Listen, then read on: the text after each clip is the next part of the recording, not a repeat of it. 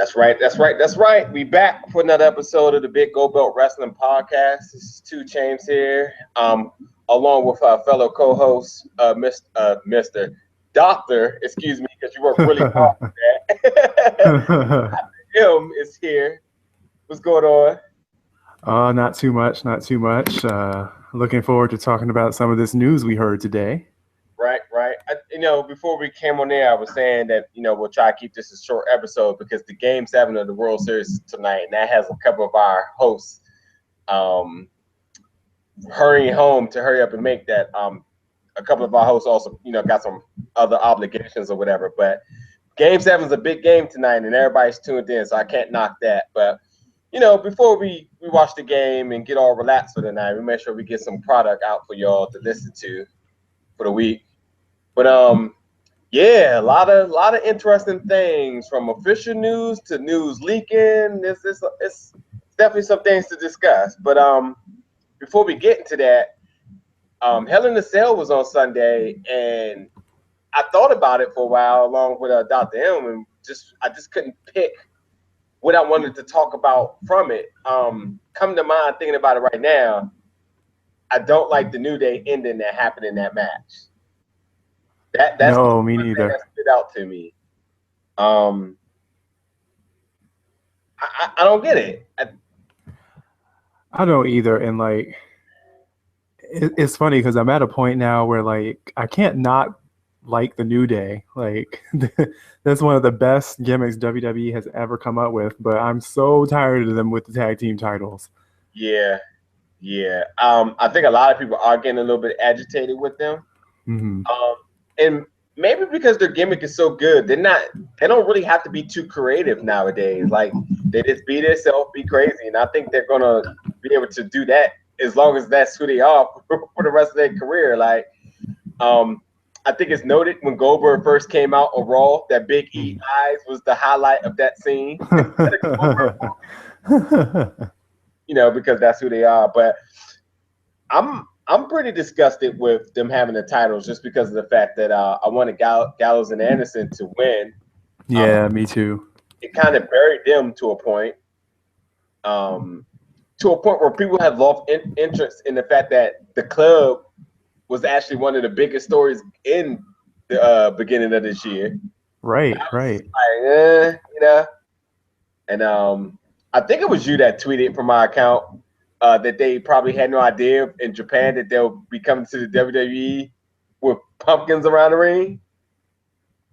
Was that you, or was it? Yeah, that was me. Yeah, it's just crazy to think about, right? Because, like you said, the club had all this momentum when they came to WWE, and there's no reason in this world that Luke Gallows should be losing a Halloween street fight to Enzo.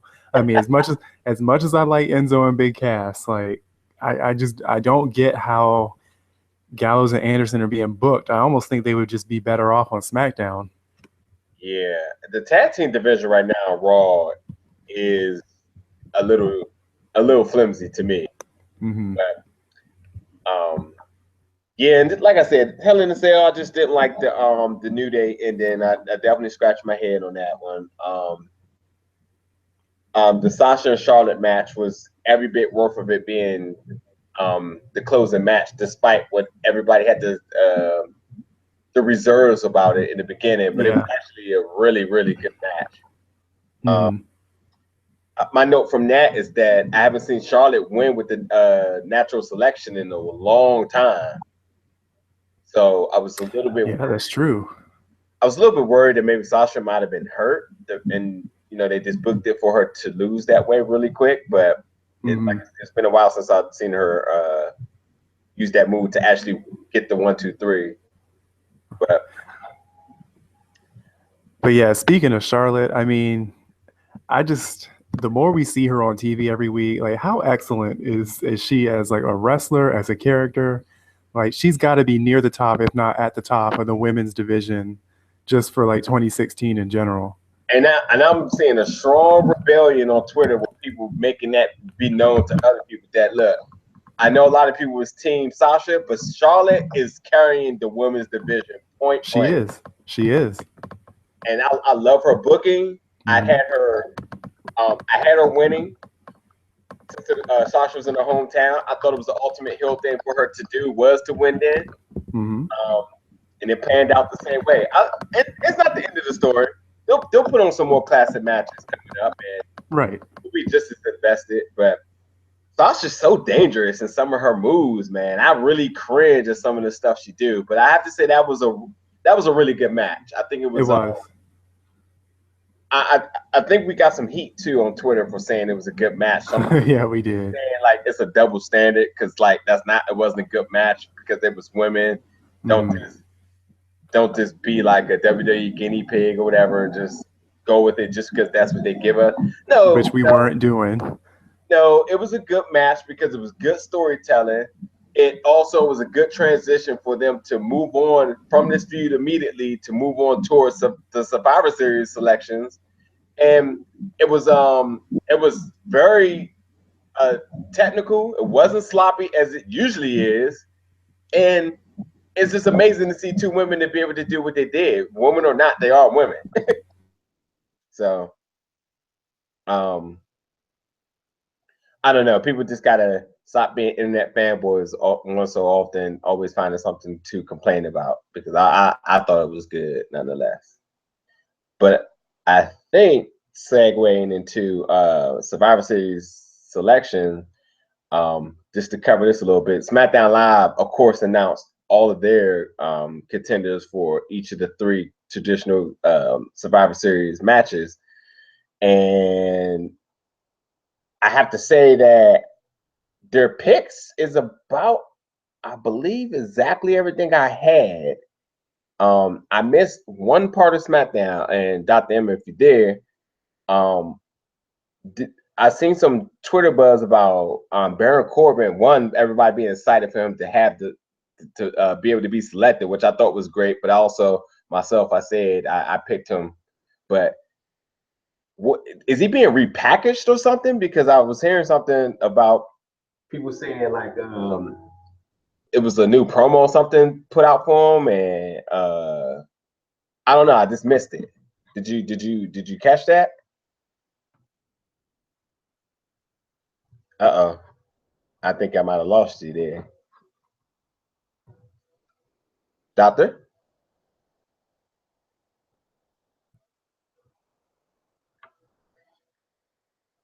I think Mr. Excuse me, Doctor. I might have.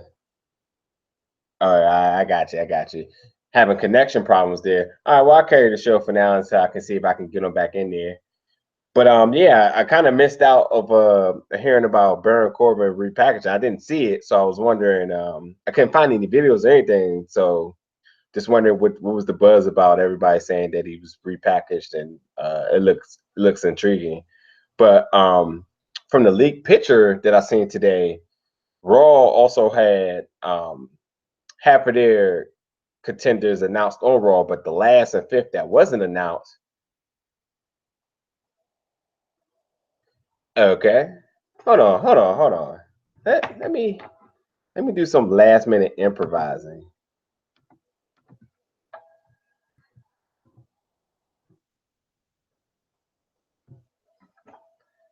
Back in there. Think the doctor got his connection worked out now.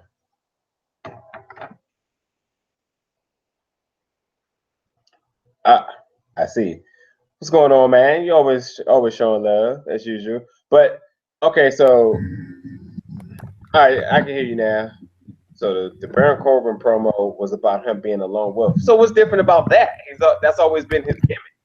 Doctor, did you before you got cut off, did you get a chance to see what happened with Baron Corbin about him being repackaged or a new promo or something?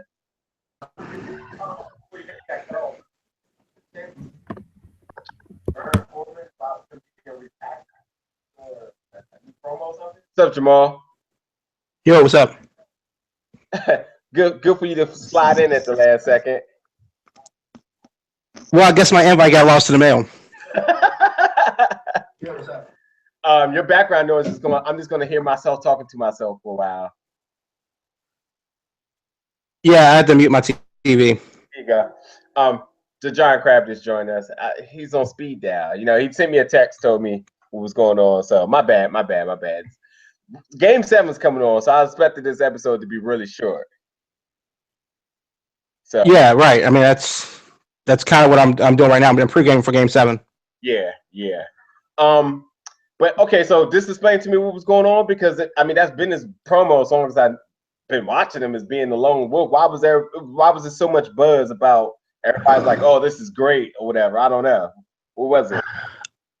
They gave him basically a new promo. Nothing new as far as like he reinvented his character, but just reestablishing the fact that he's the lone wolf and he doesn't really care about anybody and he doesn't really care what people think and blah blah blah.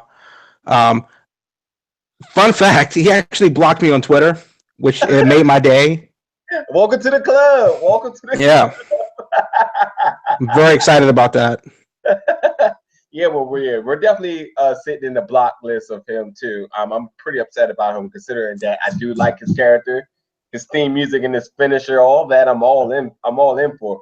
I was hoping, that's to be very, very honest. When everybody was saying he got repackaged, I said, please, I hope they ain't changed his music. Like, I would have been upset.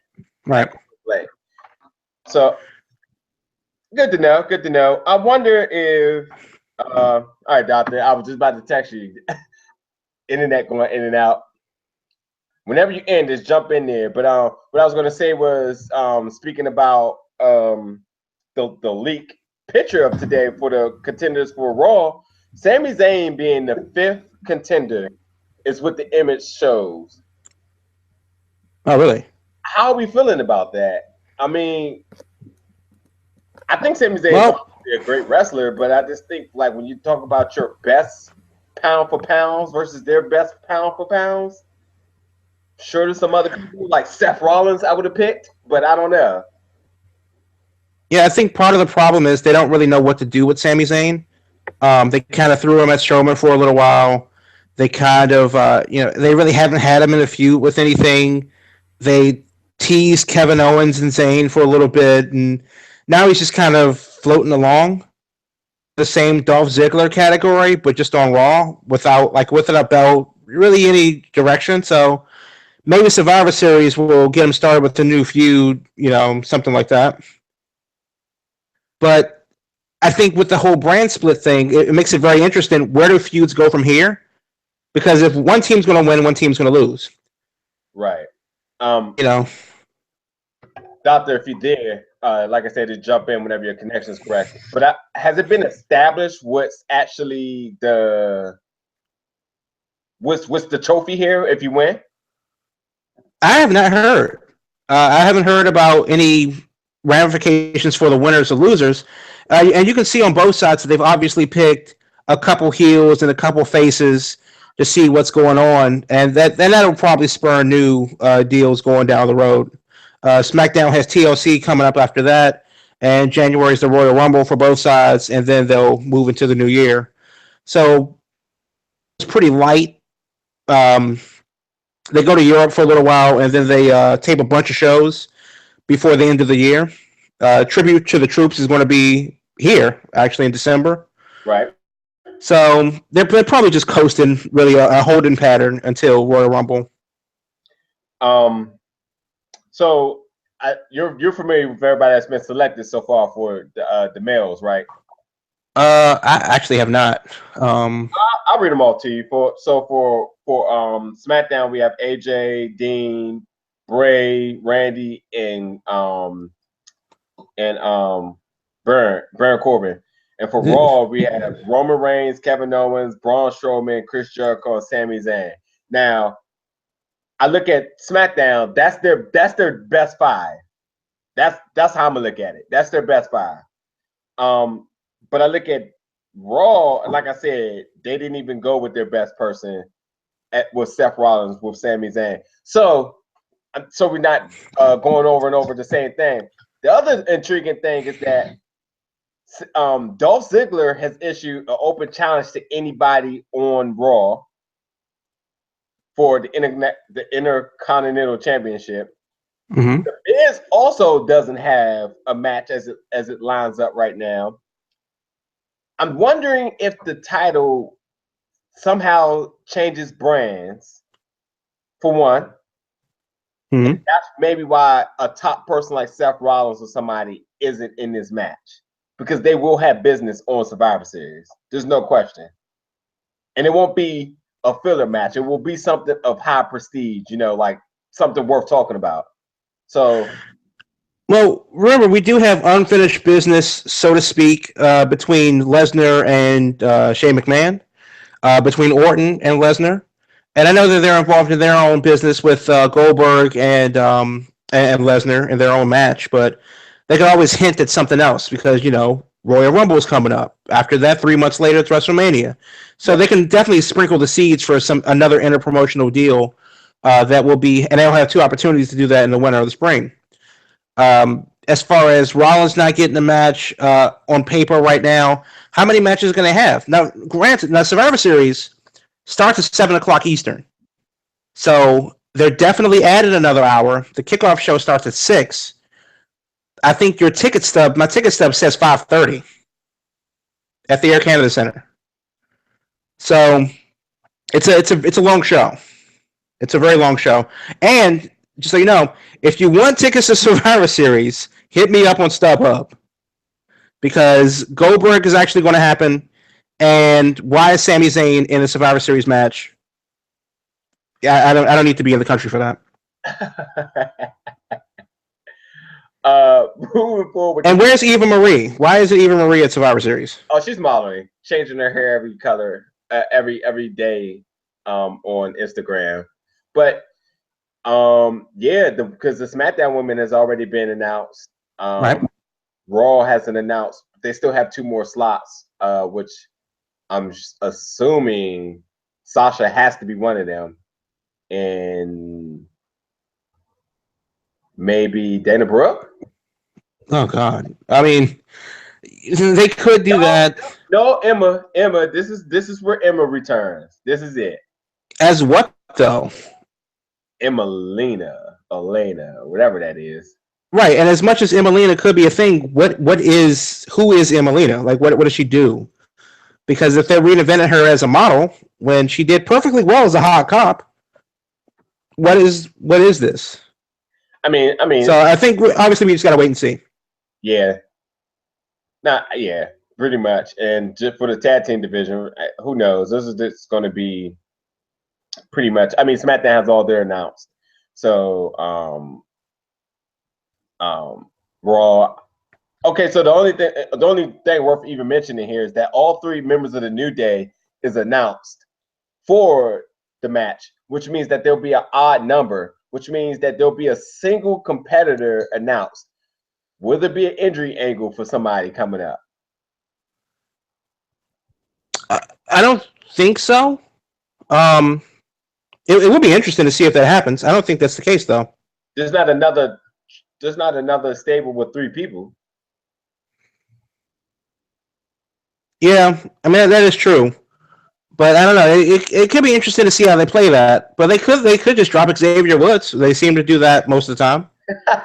The internet was pretty happy with Xavier Woods wrestling on Hell in a Cell, which he's obviously a good wrestler. But yeah, I'm happy with Xavier Woods wrestling almost every time.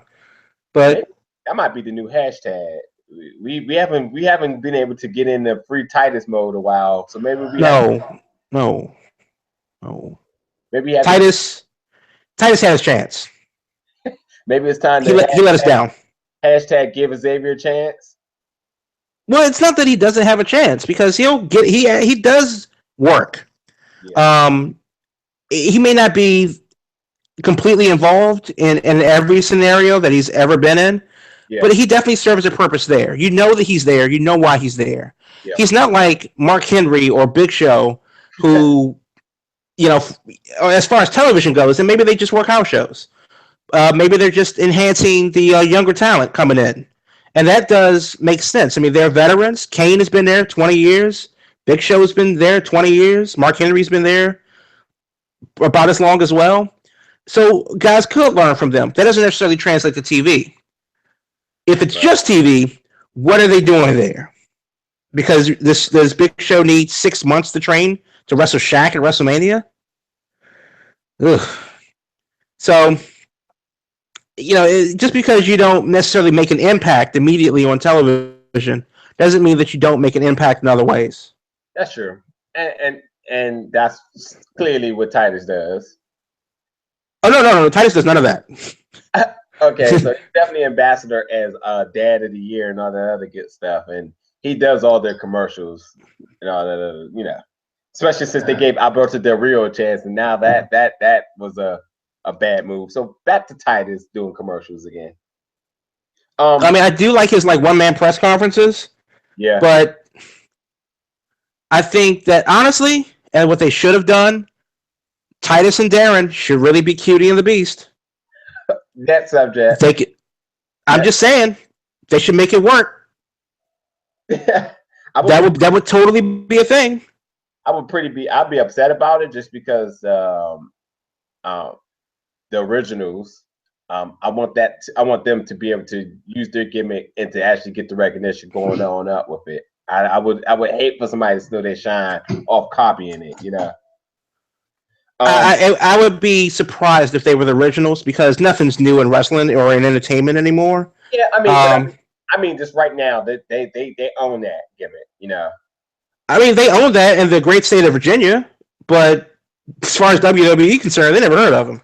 Yeah, so I got you. Yeah, no question. I mean, I'm not being like not a realist here, but right. I just see hard work and dedication in the guys and how they enjoy it, and I feel like I would appreciate to see them being able to get an opportunity to display that on a higher level. Absolutely. Yeah. Man, they totally deserve it. So yeah, that's Survivor Series and wherever else I was talking about. Raw's and Hell in a Cell and Raw SmackDown was this mad this week. Kirk Hawkins, I really don't even know what to say about that. So I'm not going. Oh, goody. I'm not going to spend no more time on any of that. Moving forward, I am going to talk about something before, like I said in the beginning of the show, the announcement that is most intriguing, which is kind of crazy to think that, man, when you make a suggestion and then it actually happens, is a good thing. It's crazy. So did you hear about the announcement for the Cruiserweights? Well, I didn't hear about the announcement until a while ago. Yeah. But I've only been saying this on the show for the last couple months. It's happening, dude. Yeah. I mean, I did hear about that. It should have happened a long time ago because no one knows what they are, and I don't mean who. I actually mean what. They haven't. You can't say that they haven't invested in cruiserweights. That's not entirely true, but you can tell that there is a divide between people that watch Raw casually and people that watch the WWE Network casually. And for whatever reason, either the people that watch the network and Raw aren't going to the events, to live events around the country, around the world, right, or they can't sit through 2.5 hours of Raw without taking a bathroom break at the moment the cruiserweights come on, because the crowd, you might as well hand them out books during the cruiserweight match. Right. Yeah. I think that along with you saying that the announcement for a long time, I also said too that I didn't think it was right that the Cruiserweights went to Raw because Raw already has 3 hours, so why not give SmackDown that extra hour to balance it out to make it a 3-hour show? Now, granted, not actually on TV 3 hours, but actually make that last hour on the network, which makes the network relevant again. Because this is a supreme vague on Wednesdays now from watching the CWC, being so invested in that to now not actually using the network as hard as I used to because it's gone. The intrigue and the build from the CWC only makes the excitement just as much for the 205 Live, which is, again, it's going to be debuting November 29th, which is a Tuesday at 10 p.m. immediately after Talking Smack. So how can it debut after Talking Smack when Talking Smack comes on at 10 o'clock? Wait, that's what I was just saying. Wait a minute. So I was gonna say, unless Talking Smack is not really gonna be like, they might have to push that back to 11. Now, Talking Smack's not an hour, which I thought it was. Talking Smack is like a chill, like 15 minutes of just like rambling. That's it. So, but yeah, you get the 3 hours, like I said. Also, I'm sure that this is going to be done live on SmackDown shows. So that also gives you the intrigue to want to see SmackDown live, maybe, and that should get enough material. One, to get the bang for your buck for your ticket, and two, you also do get to see not a watered down cruiserweight division that the Raw puts on, but actually get 2 solid hours of wrestling from SmackDown and go straight to Cruiserweight, which has their own show. Instead of trying to integrate them and the different dynamics from the different matches, it just doesn't fit good, you know? Personally, I think that they should tape it at Full Sail. That's where the audience was. We see what the response was for the Cruiserweight Classic, almost Edge. And, you know, if they can have those type of matches at the Cruiserweight Classic for the Cruiserweight trophy and subsequent belt, then recreate that at Full Sail. So, I mean, that. So with that being said, then yes, you do. Obviously, everybody from the Cruiserweights that has not even debuted on Raw will be, as they already said on the announcement, that they will be. They've been noted to that's going to be on it. Right. So will you have basically a traveling team and a non-traveling team, because you're still going to have like Brian Kendrick and TJ Perkins probably on Raw, because that belt still exists. So you're still going to have them floating around with that. Not all the little purple presentation, I hope, but then you have everybody else full blown at as you said, Full Sail, and maybe they'll do it like NXT, do one recording a month, and get their hours in. And I think that's probably the best bet for them. If they can tape it on a Thursday, instead of sending them to house shows, you tape it at Full Sail, do it once a month, tape 3 shows, 4 shows, have a heck of a card down that way. As you've seen with NXT, the pacing can be kind of wonky, where, okay, we're going to start off with a hot match between 2 guys, and then not see them for, 3 consecutive episodes because, well, that was the show that they did. Yeah. But they can certainly make that work. They have an audience. We've seen what the CWC can bring you as far as height to business. But guys like, if they're not going to be invested in Raw, and I've said this last week, the Cruiserweights on Raw don't feel like an integrated part of the show. It feels like it's separate but equal. And one could argue that it's not even equal. Like the women's matches are more integrated into this flow of Raw than the Cruiserweights are. And that's partly because of the purple ring, the new ring mat, the lights, all the good stuff. This isn't, we're not watching Raw and Cruiserweights. We're watching Raw with Cruiserweights. Yeah. There's a difference. You're so right. Look, when is Braun Strowman going to interfere in the Cruiserweight match? That's all I'm waiting for. Braun Strowman, he can be a Cruiserweight if he damn well pleases, and I would like to see him do that. He already destroyed Sin Cara, right? No. Sin Cara. And I believe he is threatened to kill a day of the week. So mark your calendars, as you will lose a bit of it because Braun is struck. So, but no, I'm glad this is happening. I'll be in my seats for it. I hope the presentation is not Purple Rain featuring Prince and Barney, but I hope it is just another show featuring 205 and under. And I hope with this announcement that we do get to see some of those people that did not want to sign the WWE contracts also making appearances as well.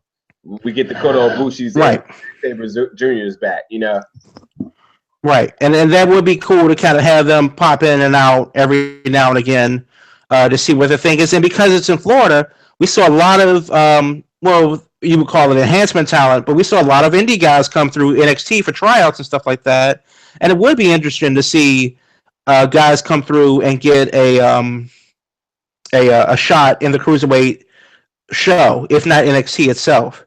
Yeah. I would love to see the boys as a tag team. Dalton Castle's boys on the Cruiserweight show.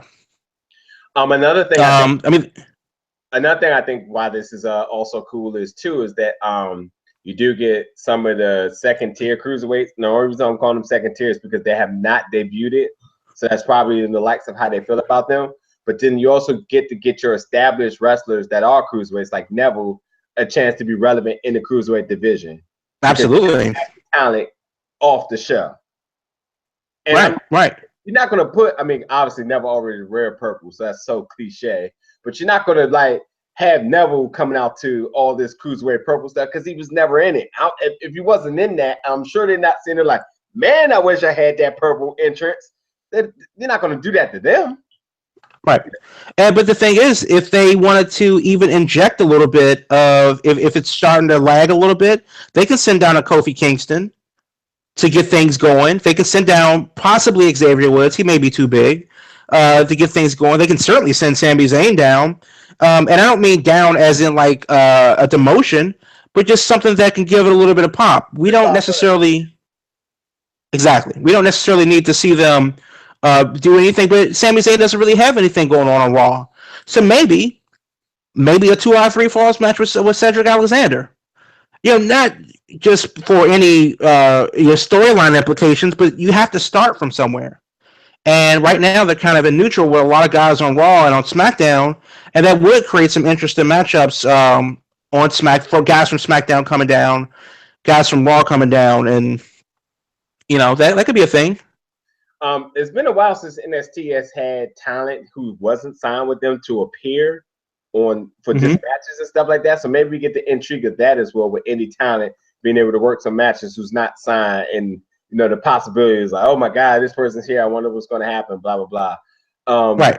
And not to mention, like you said, I was very intrigued when like Sasha and all of them went up to the main roster, but yet sometimes they made appearances back on NXT, and it's just like, like you said, if you're able to bring some of your guys from your main roster to go down just to, the star appearance to just for a match, it's cool. I mean, they'll be down for it.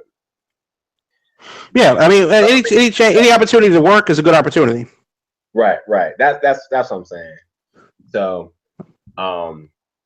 I definitely, like I said, I definitely can't wait for it to see, because we've been begging for it, obviously, and been campaigning for it. So hopefully when it happens, it's as good as we want, and keep the fanboys happy for a little while. But this is absolutely the right decision to do, and Triple H is fully behind it, which also that makes me happy, because any project that he's been a part of has been good. Well, I guess my question would be, with their inability to establish cruiserweights on Raw, what does that say about Raw itself? Because one would argue that the cruiserweights provide the most exciting style of wrestling, and that's what they were billed, and that's how they were presented, except it didn't work. And we've seen that it's painfully obvious that it didn't work. So what does that say about Raw itself? The core nucleus of Raw, which we really don't know who's making what decisions, and we know Vince is behind the final decision maker regardless, is that it's just not clicking like it should. It works with traditional style of wrestlers and they're Vince guys, but for this new talent, the new speed, the new exposure to people who hasn't already been established, it doesn't seem to work. Triple H does a good job of elevating, exposing, and creating characters since day one. He makes big announcements when he signs people. He shows them off on his social media. He has tons of followers because of who he is. Everybody respects him as a legend. He puts them under his shoulders. And I think the biggest sign of solidarity is when he puts his arm around him, like, this is my boy. So, if I'm endorsing him, y'all need to watch out for him, because that's how I feel. Like the guy that they signed from China, I've never heard of him. But I know once he gets out there, he's going to be a real deal, just because of what Triple H will reciprocate to me as a fan. So I feel like he does that with all his talent, which if we knew nothing or anything about Cedric Alexander, after that match, that you're like, man, this dude is good. But after the fact that Triple H came out there to the chants of please sign Cedric and, hugging him, you're like, this dude, this ain't no regular dude, like there's something special about this dude. And I just feel like there's more of a personal, there's more, not personal agenda, but there's more of like like a personal connection with Triple H and his talent and his bookings and his storytelling than Raw and the disconnect of people just doing their job to pass their 9 to 5s, you know? Right. So. Yeah, it's always interesting how they talk about the brass ring and people's ability or inability to grab it, but they make it seem as if everyone has the opportunity to grab this brass ring, when clearly that's not the case. For whatever reason, out of the women's division, we see that Charlotte and Sasha Banks are the it girls, and whether that's by design or whether that's by design or not, that's what it is. But we know that the other women can do work. And I would argue that Emma versus Paige is one of the best women's matches in the history of NXT. That was fantastic. And then, of course, Emma, unfortunately she got injured, but we haven't really seen much of her in the main roster. We've definitely seen Alexa Bliss take off and make her character her own and do well there. But we see Nia Jax kind of not be relevant as of late. Personally, Nia Jax, Braun Strowman, same character, different division. They're big. They can do wrestling-type things, but they don't know what to do with them. And the bigger the mode has been done a zillion times yet. Right. The division of women where there's only like 7 on Raw, and y'all can't figure out what to do with. Look, keep the enhancement matches going is like y'all did. It was working. It worked for Braun Strowman to a point where you could almost forget Braun Strowman was in the Wyatt family because y'all made the disattachment, but made him relevant monster by himself. But have they though? I mean, like really, honestly, how come Braun Strowman's name isn't associated with any championship? Because I don't see it when Kevin Owens is up there and Seth Rollins is up there, and that's all great. But I don't see how they're associated with gold, and I think that's what the point should be. And I know that they've gotten away with that, but the point of it should all be to win a belt. No, right, and from your point of view, which I've learned over the year, that you're ideating about what's good wrestling and what's a good wrestler is somebody that puts on good wrestling, and that the art of a good show is a good wrestling match, a collaboration of good wrestling matches, and that each wrestler's goal is to beat the other person in a good wrestling match, but also to eye the goal. Braun Strowman, if they're letting him be booked as a monster, all he's caring about is destroying people. He's not eyeing to be the best or the champion. He just said, give me more people so I can destroy them, because that's what makes me happy at the day. But that's the thing about sports, though. In sports in general, it's not necessarily who's the best. It's who's the best on this day and time right now. I can't think of a single team in all the sports that are playing right now that I would rank as the greatest of all time. Yet, the Cubs and Indians are playing for the championship. Will they go down in history as a top 10 anything? Probably not. But when we see those special teams, like the Ravens defense in 01 or New England or the Red Sox in 04, we're like, oh yeah, write that down because those guys are special. In wrestling, we see that also. AJ Styles, even at his age, even throughout his career, he can really do no wrong. Jericho, same thing. As much as I like Kevin Owens, I'm not really seeing that from him where he could be the leader of the clubhouse over the next 10 years. I don't see Owens being the next John Cena in like the commander-in-chief of the locker room. And Cena's been saying openly, which I don't know why he's not a heel for saying it, beat me if you can. I dare you. Because this is my house. You got to come in and take it from me. So with guys like Strowman, who they just tried out there, he squashes the younger guy. James Ellsworth got over on Strowman, even though he took the clubbing. He made his career off the back of, I know what this is. But you know what? It's for the paycheck. And people responded to that, not to Strowman. So, and Nia Jax, the same thing. She comes out, she's to a Britney Spears song, and then she like stares angrily at the camera. Okay. So what? When, realistically, she doesn't go out there and shows like dominance. How does Nia Jax have a losing record when Asuka's undefeated in NXT? But Nia Jax's supposed to be the dominant one? Well, the only person she lost doesn't really make sense. The only person she lost to was Asuka. But on the contrary, though, Nia Jax does look strong because, like I said on Twitter, when you beat the female John Cena, that automatically makes you top heel in the women's division. That's just that. But in the sake of what a wrestler should be eyeing, Nia Jax made an attempt to say that she was going after the title at one point, but it quickly died. Like it's just bad writing sometimes, where it's just like they don't know what to do with them. And to my original point I was going to make is that if somebody isn't established, then they're lost at sea. This is why I wanted certain talent to go to SmackDown, because it seems that they're not doing that over there. But Raw is like Enzo and Cass. They're so over that we're going to let them do the same thing they've been doing in NXT for the next 10 years. And there has been no variations of it. That's what I mean. Like, they're like, hey, they're good. Go with it. Like, but it shouldn't be that way, you know? The Miz come out each week and is totally different.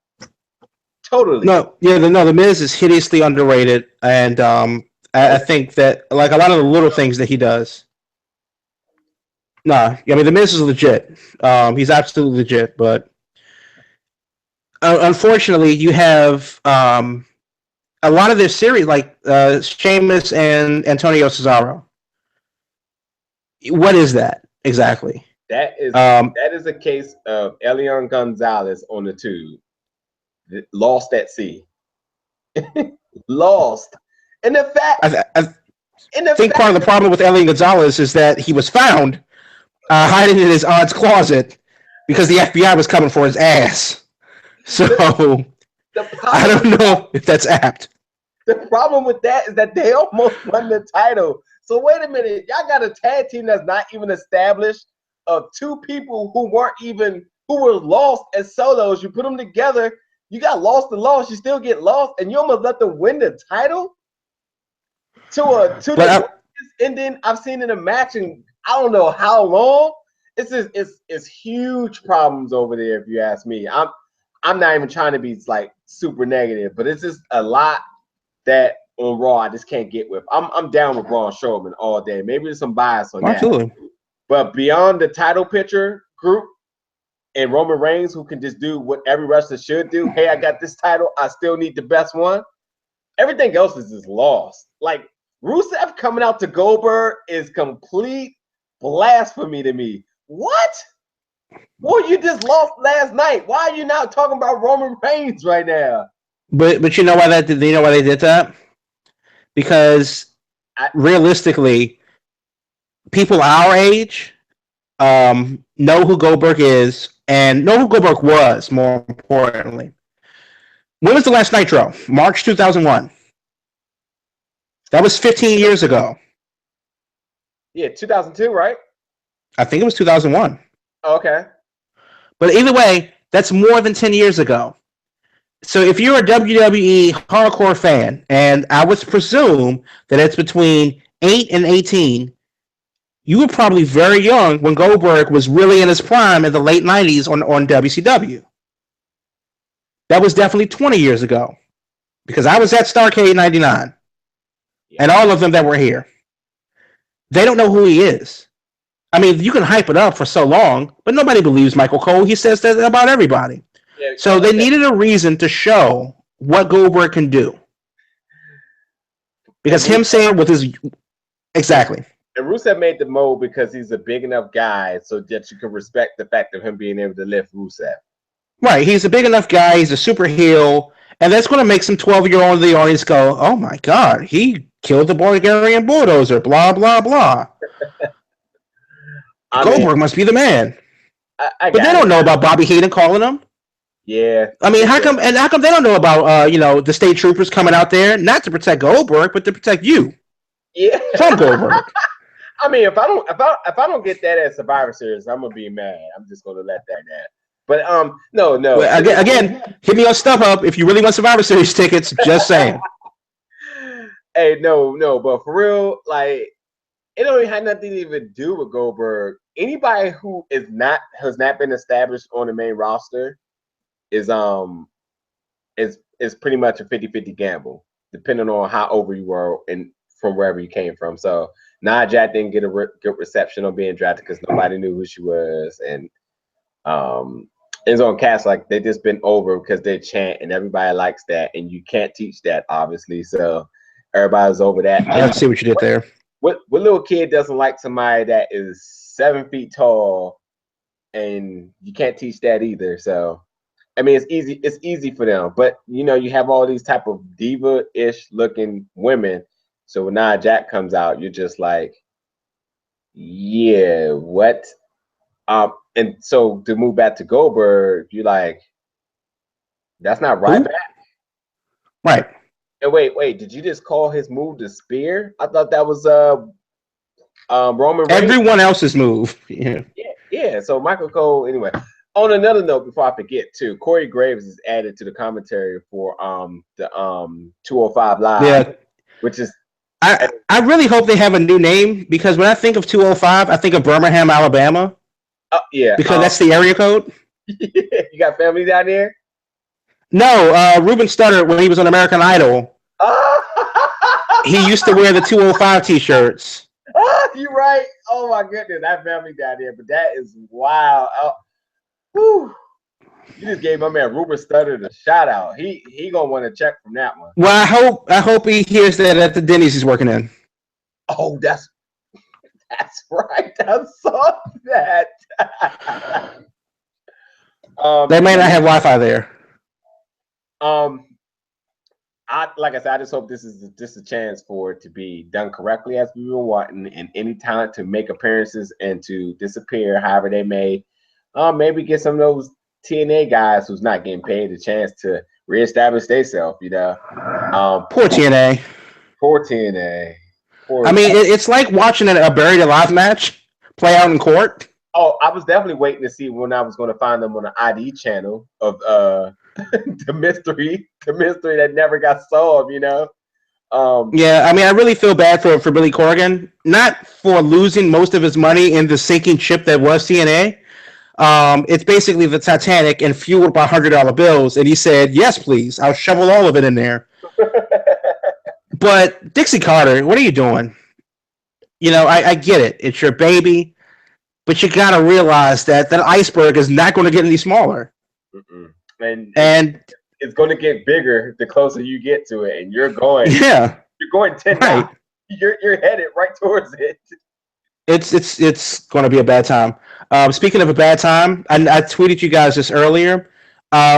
When are you going to see David Otunga's new movie? I'm sorry. First of all, wait. Before I knock something I haven't even seen, is it by WWE Studios? No. Then I'm absolutely not even going to give it a chance now. I mean, wow. The WWE Studios, I mean, at least like I watched 12 rounds with Dean Ambrose, and I was like, God, this is trash, but it was so corny. I loved it. I was just like, man, they keep putting out corny movies like this. I'll keep watching it. I mean, look. Well, the movie's called What Happened Last Night, and it stars other people. I don't know them, but there are other people. People are in it, I guess. They do things. But also stars David Otunga and Amber Rose. No. That no. That is an easy no. They didn't sell you on it? No. Oh. That's an easy well, no. I was hoping. Yeah, that's like so I will be watching the box office reports over the weekend. Yeah, that's like a what's my man name from American Idol? Ashley Simon. That's yeah. Or maybe a Randy. That's going to be a no. Elliot's playing at AMC Hoffman in Alexandria, Virginia. Oh, I'll be there. Wait, it's in theaters? It comes out this weekend. Time out. So you mean to tell me that the third Divergent movie couldn't get in the theaters, yet this can? Yeah. I mean, now, don't get me wrong. I think the worst wrestling movie that I've seen recently was the movie starring Lord Tensai, or also Prince Albert, where he is a dog sitter / he meets this woman and falls in love with this woman on a doggy date. But she's a lawyer and he's a pro wrestler, and my God, they won't work out. That was a special kind of awful, but yeah, that made my stomach hurt. So wait a minute, what was that movie Dolph Ziggler was in, and Rusev had a gun? What was that called again? That was. Oh, when he was the cop and Kane played as like angry police chief. Yeah, that ranks up there as bad too. Yeah, that was pretty awful.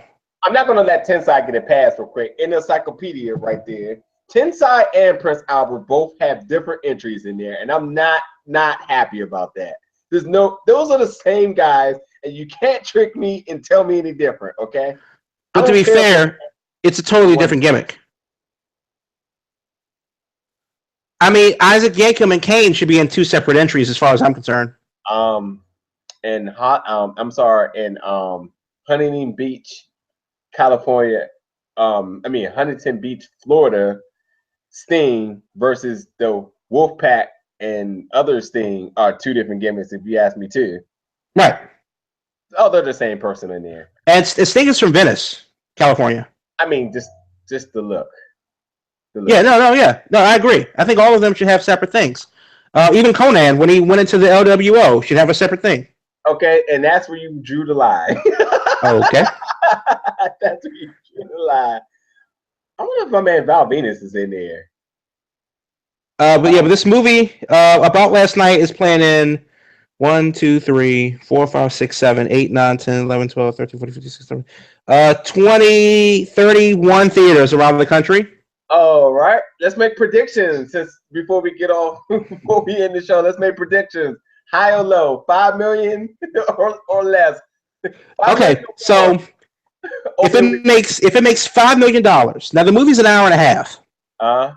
If it makes $5 million in 30 theaters, and I'm going to assume that they're one screen each, it would need to make all the money in China for it to be relevant. There's no way in the world that it couldn't show enough to make $5 million. Because when I go to see it on Saturday morning, I'm paying $6.50 for it. Chances are that your neighborhood barbershop bootleg man has his own standby for people. And that's only because it has Amber Rose in it. That's true. And that is true. I know you want to make my comments I want to make, but no, we can't do that here. Yeah. But yeah, I will be going down to beautiful Alexandria and seeing David Otunga. And he plays a bouncer named Tiny. So there's that. All right. Well, Mr. No Chin Music calling himself. Oh man, I can't wait for SmackDown next week. You know why? I can't wait for. Did you see the Ellsworth versus Gilbert match? Oh, yeah, that's this weekend? I believe so. No, it was last weekend. Oh my goodness, it was. I was so damn that. Right. I'm on any videos or anything you think made in that? They got it.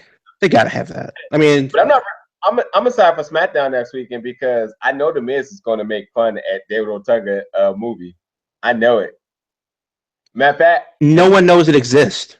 Nah, that's okay because I'm gonna tweet The Miz like 10 times until he does see one of them. I'm gonna put gifts and everything so he sees it and he's gonna be like, "Oh, David Otunga, huh?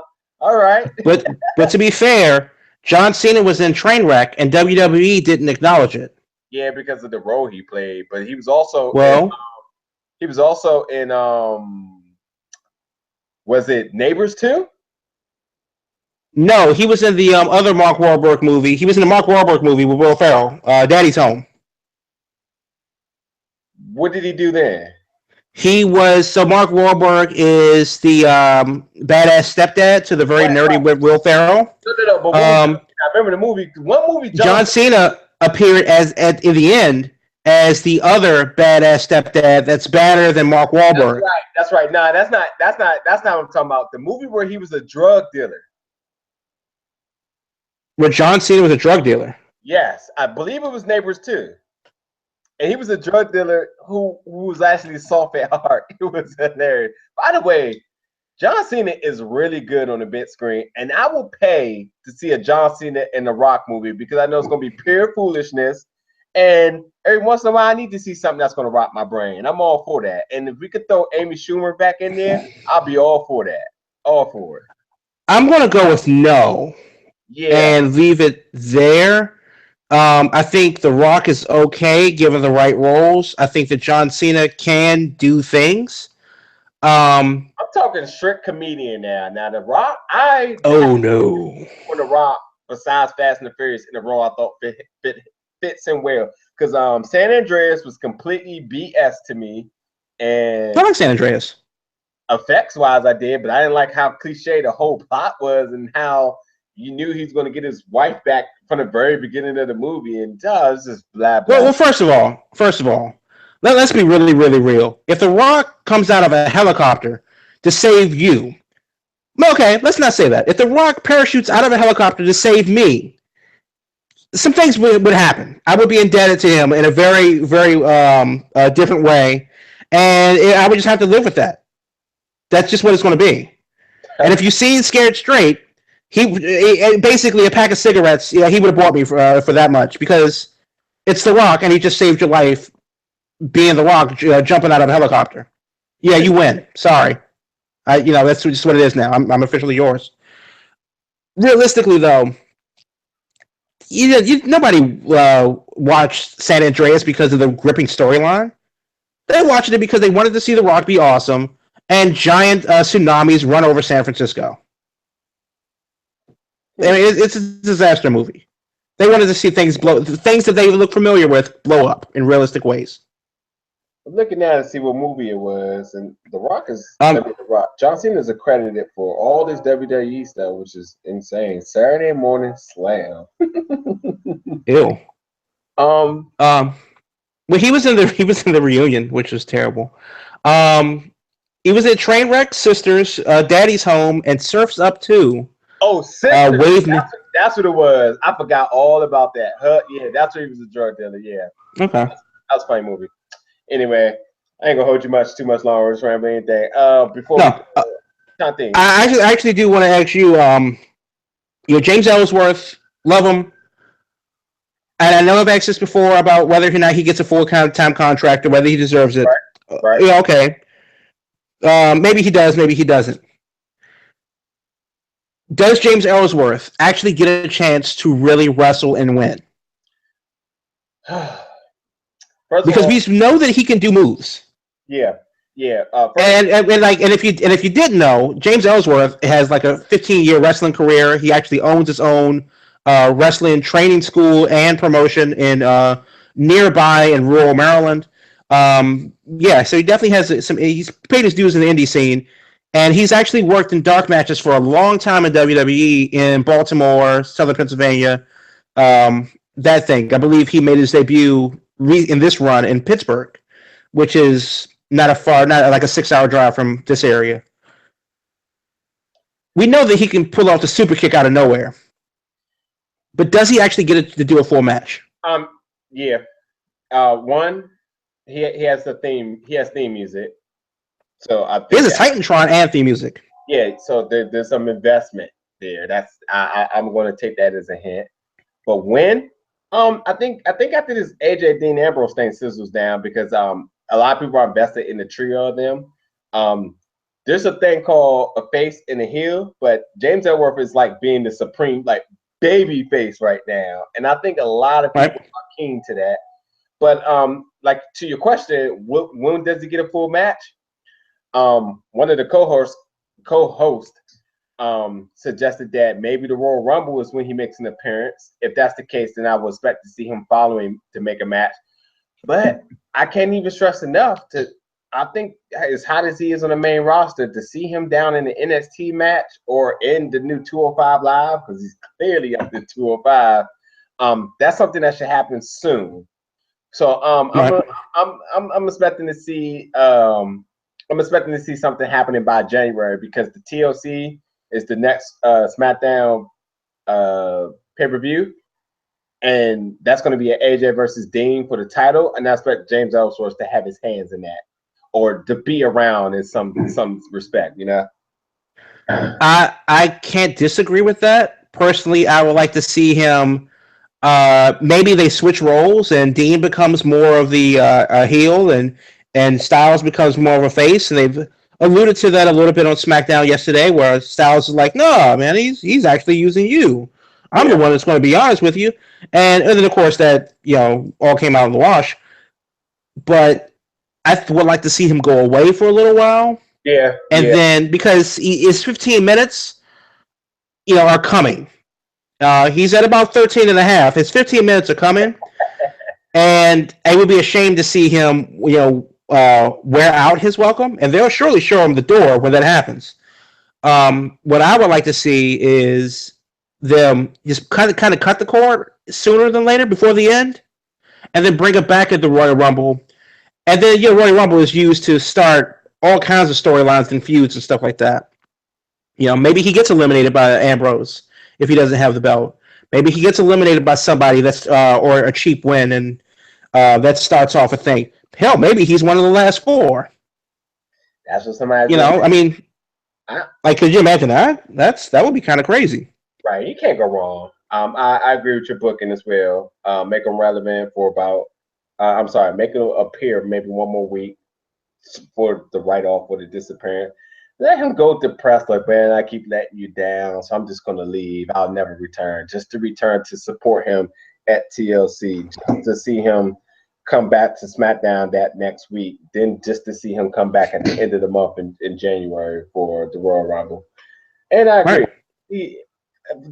I don't know why, but so many people are gravitating to him, from kids to mid-age people to long-term wrestling fans. Everybody's with him, and that's good. You know why, though? Because he has the very American story where, and everybody loves that story. That's why American Idol was on for 15 years, because Kelly Clarkson was just a waitress from Texas before she made it big.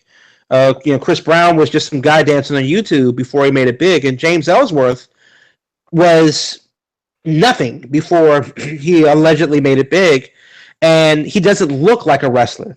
Yeah, he doesn't look like. He just looks like Middle America, and we know who Dean Ambrose is, we know who Heath Slater is, and all that good stuff. We've seen them before, but James Ellsworth came out of the blue. He's like that walk-on that will only score 3 points in his life, but it's the last second 3-pointer at the end of the game that won the championship. He's Rudy. He's all of those cliches in one chinless package, and that's why I think a lot of people are gravitating towards him. And if anybody crosses them in a super heel way, then they are marks for life, because he's our golden boy. Everybody loves a Cinderella story. Now you're right. And that's basically what he's doing, and you couldn't have asked for a better representation of that in wrestling, because everybody has that story. Like T.J. Perkins said the same thing. Well, I was homeless. Okay, you want some soup? Like, so what? But Brian Kendrick, he kind of pulled off that same thing. Like, well, we were at the bottom. Okay, but then James Ellsworth did it. It's like, oh my God, I want to donate to his family. Heath Slater did the exact same thing after Lesnar. And him ran into each other, and that was kind of like, well, I know, but you've been wrestling for 15 years, so how could you not afford to take care of your family if you've been here since like 2000? Stop. Right. But Ellsworth coming off the bench, coming out the parking lot, basically, to go ahead and do his thing. Good for him. Couldn't have happened to a nicer guy. And if you've ever seen any interviews with him, met him in person or anything like that, I just hear nothing but super nice things about him, about how humble he is and all that good stuff. And because he knows as well as it's the business, and he knows his time is up, and whenever that time is, that's what it's going to be. Yeah. But I guess the last thing, as you can see, I'm wearing the Nova Pro shirt, because why not? They're having a traditional Survivor Series type match. Mm-hmm. Jordan Grace versus Brittany Blake. They've announced on the Twitter earlier who the face Survivor Series team is going to be, and it's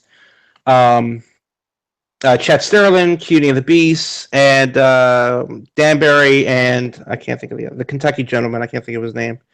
I don't know who the heel team is going to be, but that looks like a solid show. Like a solid show. And I'm very excited November 25th. What? Yeah. Okay, so it's on Black Friday. I'm gonna make it, but I'm just thinking like, man, I gotta at some point because I plan on doing a little bit of Black Friday shopping. Maybe I'll just do it online. I don't know, but either way, yeah. From what I've seen thus far, yeah, easily $20. Go ahead and they can come collect right now. For all the reasons that you told me before. About what's her name? Jordan Grace, who is certainly one to watch. Yeah. So I'm intrigued at that. Brittany Blake, I'm already sold on. Of course, Donovan Dijak, I'm ready. Yeah, Dijak versus Jonathan Gresham, who is started to make inroads in Ring of Honor. Yeah. And he is the Combat Zone World Heavyweight Champion currently. Chris Hero, who's been a long-time indie guy, and he's going to take on Eric Royal, who was a legitimate threat to lose that undefeated streak. Yeah, I was going to say, this right here is not a solid, like, nah, no way. This is a big, maybe this might be the end of Eric Royal's undefeated streak. So Chris Terrell, when we saw him at Evolve, ever since then, that's the first time I've seen him live, but can't wait. Up close and personal too. That's going to be great. I'm actually splurge because it's Black Friday. Get the front row tickets. You right. I might have to do that. Get the front row tickets. Yeah. I mean, you're still in the front row in the second row. Well, you're in the front row in every row, basically. But I think I might actually legitimately get the front row tickets. Yeah. But I will say that it looks like a heck of a card. I really can't wait. It is on Black Friday, and in Fairfax. Very very exciting stuff. Good time. Good time. But yeah, I gotta prepare for this David Otunga movie. I think the premiere is actually tonight, I believe, in Los Angeles. No, that's not happening. Oh no, that's not happening. Yeah, it's at a Waffle House off Pico, so I don't know. Well, anyway, again,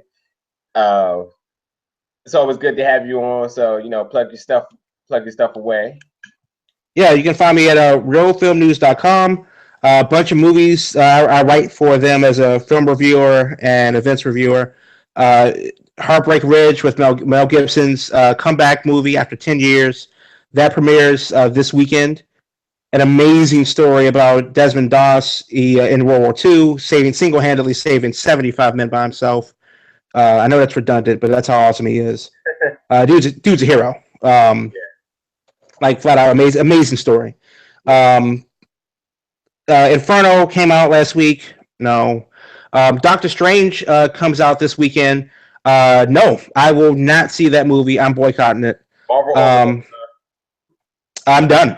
And no, well, that and my fiery hatred for Benedict Cumberbatch. I think he's a joke, and I'll never see a movie of his. So yeah, fight me, internet, fight me. Sharknado 5 or Benedict Cumberbatch? Well, that'll be the last one I see. 4 will be the last one I see then, because that's a no. So if you do want to fight me on the internet, at Giant Crab, Giant_KRABB, I accept all challengers. Eat it, because Cumberbatch is a joke, and I'll never see Star Wars 2. So that will not happen. All right, well, yeah, you can donate your passes to. I certainly will. I'll donate them right to my shredder, which is located right at my heel, because no. And next week I am seeing Bleed for This with Miles Teller and Bad Santa 2 in a couple weeks. 2 no's for me. 2 no's. I didn't like Bad Santa 1, and Miles Teller, I hate his face. So internet, fight me. All right? Period. Yeah, no, his face is pretty stupid, but I think he's been in some good stuff. So yeah, it's a lot of stuff to see. You can see everything that I'm seeing at realfilmnews.com. Yes, and if you want to fight me, I'm at BGB Group on everything that you can find. Let me take that back, on Twitter. But on other things, such as YouTube, Facebook, and SoundCloud at Big Gold Belt Wrestling Podcast. So again, catch us every Wednesday. There might be just a tad bit shift in recordings just to try to accommodate some of our comrades, some of our compadres because of just schooling. So for schooling reasons, we will change and move the our showtime around. So as it stands, it's still 8, but it might be under consideration of it being 9. So we'll let you guys know. But either way, we'll get something out for you. If it's not live or pre-recorded, we'll have it for you. So anyway, catch us each week and appreciate you tuning in.